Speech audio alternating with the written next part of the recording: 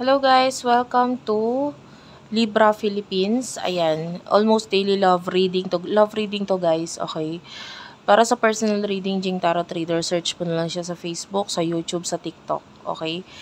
And pwede nyo rin ako i-search sa TikTok guys, Unicorn Princess Tarot. Um, for For career reading, minsan nagla-upload ako. Nilalagay ko naman pong career, Libra career, ganon. So, yan. Kasi may mga nagko-comment, di sila makarelate kasi more on love reading. Of course po, ang aking daily po ay love reading po. Okay? So, lalo na yung mga may edad na daw sila. Pasensya na po, pero talagang kung gusto po ninyo ng personal reading, yun na lang po. Mas maganda magpa-personal na lang po kayo kung hindi kayo makarelated sa general. Okay? So, start the reading na po tayo. This is for the sign of Libra, Sun, Moon, Rising, Venus, Jupiter, Libra. Okay, love reading. Ulitin ko, love reading. Ayan. We do have here reflection, projection, stability, harmony, flow, and present, abundant, and gratitude. Libra. I feel like for now, hindi mo gusto yung nangyayari, yung ginagawa mo might be. Maybe there's something that you are very guilty here. You have your guilt. And guilty ka dito sa ginagawa mo na ito. You don't like what you're doing right now. Pero yung iba sa inyo, you don't have any choice. Wala kang choice. I feel like yung iba hindi naman guilty, pero hindi mo lang gusto yung mga nangyayari ngayon sa buhay mo. You're not happy, you're not satisfied. Maybe may mga nangyayari ngayon sa present moment mo. Although nakakita tayo dito ng good cash flow for you. Actually, kung hindi nagiging maganda yung cash flow mo in the near future, papalapit na itong magandang cash flow para sa'yo. There's this stability, harmony. Yan, pinakamaganda doon, the best is yung katahimikan na ma-achieve mo dito sa magandang cash flow na ito.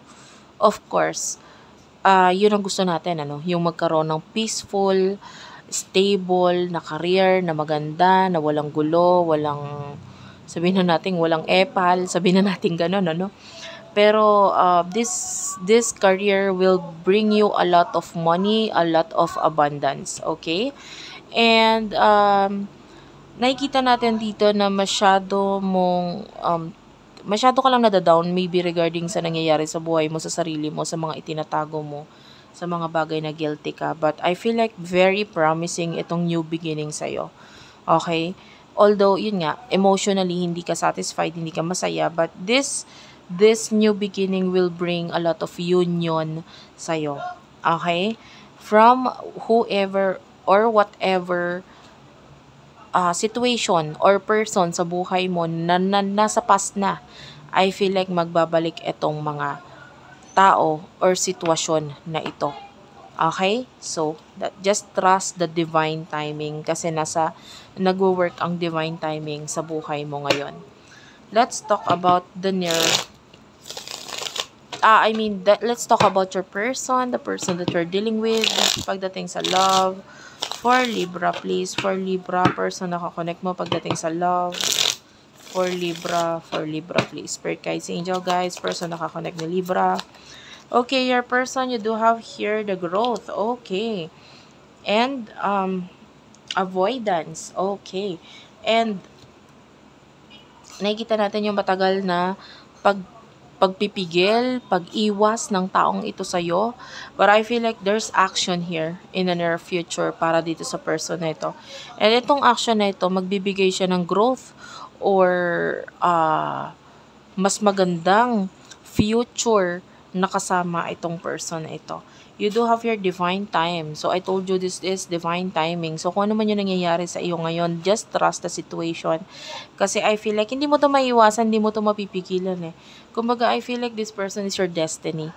Hindi man naging kayo nung una, dahil I feel like some of you may mga circumstances wherein nagkaroon ng third party yung iba, na-connect sa iba, ganyan.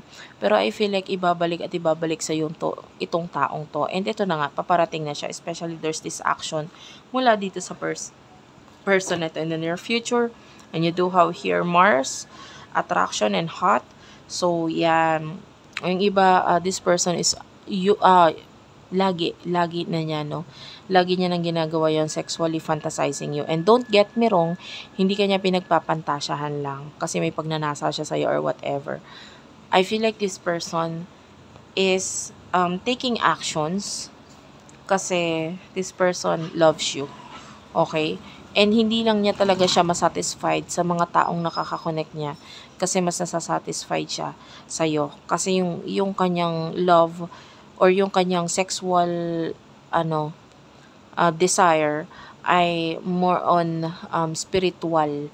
Alam mo yon, mas komportable siya sa spiritual na level of pleasure than sa kung ano yung totoong nagaganap. So, ang sexual pleasure nitong taong ito ay more on spiritual at ikaw yon.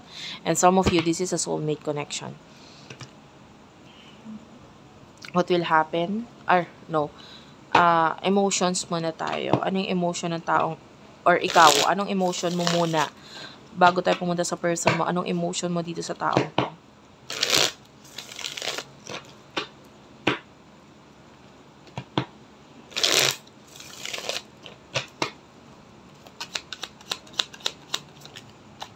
Emotion mo, you do have here the Sun and the Nine of Swords.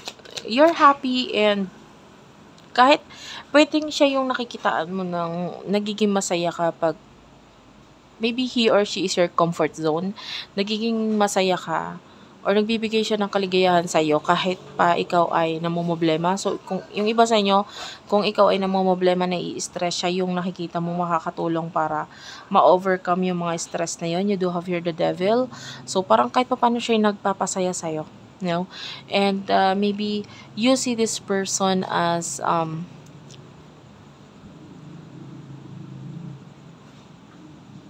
pag may mga mali na ginagawa sa iyo itong karma mo or karma mo sa buhay, problema, maybe that is a person, that is maybe some of your situation na hindi maganda para sa iyo.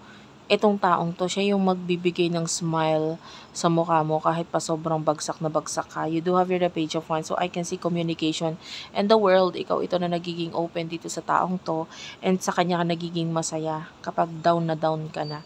So, how about this person? Anong emotion niya para sa'yo?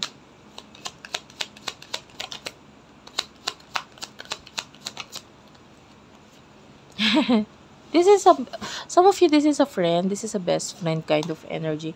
Nine of Pentacles and the Seven of Pentacles is here. Especially kung siya yung lagi mong nilalapitan pag may kinalaman sa pera. So, ayun. This is a best friend or a friend. And you do have here the Nine of Pentacles. So, emotion niya para sa'yo. The Empress is at the bottom of the deck and the Death card. So, this person admires you. Hinahangaan ka niya. Sabi ko nga, spiritual level, ano. Hinahangaan ka niya. Gusto ka niya. Gusto ka niya. Physically. Especially physically. Sa ngayon, yun ang nakikita natin. Especially physically. Gusto niya yung itsura mo. Nagagandahan siya sa'yo. Napopogian siya sa'yo. Nasisexihan siya sa'yo. Babae man or lalaki, ano. And you look so innocent para sa kanya. And I feel like this person with the world is open just in case na pwedeng ikaw rin yung comfort zone niya eh. Kaya nga sabi ko yung iba sa inyo, this is a friendly energy, best friend kind of energy. Kasi magkaibigan kayo and then ikaw, komportable ka sabihin sa kanya yung mga problema mo. Komportable din naman siya just in case may problema siya na ikaw ang lalapitan niya. Kasi kahit pa paano napapasaya mo siya or nagiging na-uplift mo yung spirit itong taong to. And I feel like etong person na ito, tinatry niyang umarte or umact like a professional na parang, oy, best friend lang tayo. Parang ganon. But what is hidden behind this person's emotions or intention? Ano yung nakatago dito sa intention at emotion nitong person na ito? Okay, you do have here the King of Cups. So this is love right here. And the Nine of Wands. Takot siya. Natatakot siyang mahalin ka. Gusto ka na niya eh. Natatakot naman siya ngayong mahalin ka. And you do have here the Four of Cups kasi might be walang kasiguraduhan, hindi niya sure kung ano magiging reaction mo, or hindi niya sure kung magwo-workout ba yun sa inyo, or hindi niya sure kung pag minahal ba kita na magtutuloy-tuloy ba tong connection natin. I don't know what the situation is, whatever your situation is, itong person na to nahihiya siya, natatakot siya na aminin sa'yo ang totoo dahil hindi niya alam, kumbaga wala siyang clue kung ano ang kakalabasan nitong connection ninyo. But I feel like pwedeng nahihiya siya kasi nga sabi ko sa'yo, pwedeng ang tingin niya sa'yo, gandang-ganda siya sa'yo, puging-pugi siya sa'yo, ganyan. And you are the empress, so hangang-hanga sa itong taong to. Like literal na alam mo yung crush ka niya. So parang nakakahiya yata na sasabihin ko sa yung crush kita, parang ganun. Nakakahiya yata sabihin ko sa yung crush kita tapos ako ganito lang. Yung iba pwedeng mababa yung tingin niya pa kasi sa sarili niya ngayon, or sobrang taas ng tingin niya sa'yo na parang ang hirap yatang lumapit sa'yo na ganito lang ako. So might be mas magiging mas madaling mag-take ng risk sa'yo kung iba ang sitwasyon. Kaya nga sabi ko sa'yo, pwedeng ine-entertain ka niya pag ikaw ay may problema or what, kasi mas feeling niya, oy kahit papano napapalapit ako sa inspirasyon ko, mas may chance kami. So, pwedeng pag may problema ka, doon niya nakikita na potential na mas may chance kayo. Especially kung siya yung lalaki dito sa connection. But I feel, but you know, itong reading na ito is open naman to sa LGBTQIA+, or wala tayong gender specific dito. Especially lang, kung ang reading na ito ay ikaw ang babae, siya yung lalaki. So, parang nakakaya yata na mas naaangatan mo ako. Parang ganun yung energy ng person mo. And ako, ito lang ako. So, pag may problema ka doon, medyo mas napapalapit yung person na ito na parang, uy, may chance kasi may problema siya, etc. etc. Na parang medyo ako yung light and shining armor niya. Parang ganun. Pwedeng na-feel niya yung ganun. And what will happen in the future for the both of you?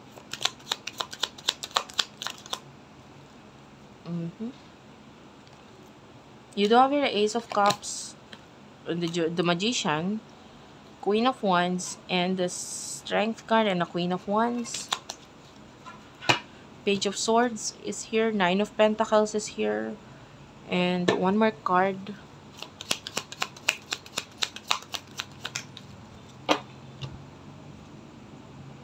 The Five of Cups. Tell me about this Five of Cups. Why is the Five of Cups here? The Five of Cups is clarified by the Queen of Pentacles and the Hanged Man. Oh, this person will be waiting in the near future. There's...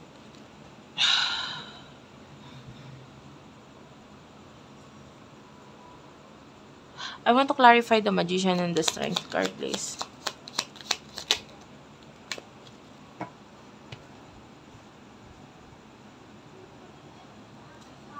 A King of Swords and the Four of Swords.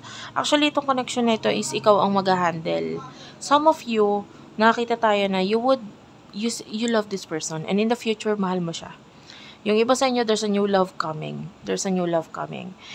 And, nasa sayo kung tatanggapin mo. Okay? And I feel like for some of you, this is that new person. And this is the person na pwedeng paparating sa buhay mo.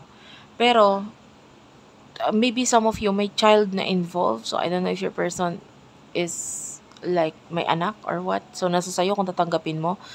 And, kasi I can see this person coming. Paparating siya. Lalo na with the King of Pentacles. There's an offer here mula dito sa person na ito. Pero, yung iba sa inyo pwedeng hindi mo tanggapin. Especially, the situation is medyo mahirap. Because, you see yourself as the Queen of Wands. You see yourself as a friend. You see yourself as someone na, nandito ako if you want help. If you needed help, I am like, I can assist you. Pwede kita tulungan. I am here as a friend. Pero, dahil maaaring maramdaman nyo yung ganun, or sabihin mo literal sa kanya yung ganun, pwedeng, ito yung maging dahilan kung bakit pwedeng hindi mag-continue yung pag-pursue or paggawa ng action nitong taong ito. Okay? So, I feel like nasa sayo. Yung iba naman sa inyo, pwedeng ikaw na ito nalalayo or iwas or hindi gagawa ng action. And dahil dito, magkakaroon ng panghinaan na naman ng loob itong taong to na hindi siya papasok sa buhay mo. You know? And then andun na naman yung waiting stage. So, actually, yung action is nakadepende sa kung ano yung action na ipapakita mo sa kanya. I feel like itong person na ito is, ikaw yung gusto niya lagi mag-first move. Okay? And then, yung other movements will follow depende sa pagkabasa niya or pagtingin niya sa kung ano yung nagiging action mo. Kasi once na nakikita niya ng action, dun ko nakikita ng